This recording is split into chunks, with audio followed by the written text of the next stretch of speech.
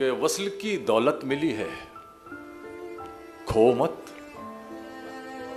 वस्ल की दौलत मिली है, खो मत। जाने मन तुम सो रही हो, सो मत। वस्ल की दौलत मिली है, खो मत। फनकारी है भाई, क्या कहें। जाने मन तुम सो रही हो, सो मत। ये तो मेरी दास्ताने हिज्र है यार, तुम क्यों रो रही हो, रो मत। बहुत अच्छा लहजा में, क्या कहने, कमाल।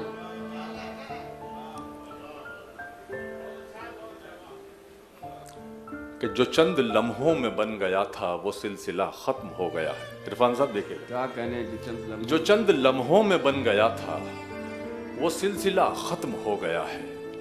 ये तुमने कैसा यकीन दिलाया, मुगालता खत्म हो गया है। जबान होठों पे जाके फीकी ही लौट आती है कुछ दिनों से। जबान होठों पे जाके फीकी ही लौट आती है कुछ दिनों से। नमक नहीं है तेरे लबों में या जायका खत्म हो गया है। वाह वाह वाह वाह वाह वाह। जबान होठों पे जाके फीकी ही लौट आती है कुछ दिनों से। नमक नहीं है तेरे लबों में या जायका खत्म हो गया है।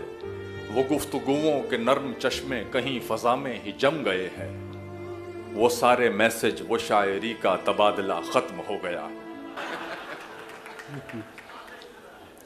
सुने यार,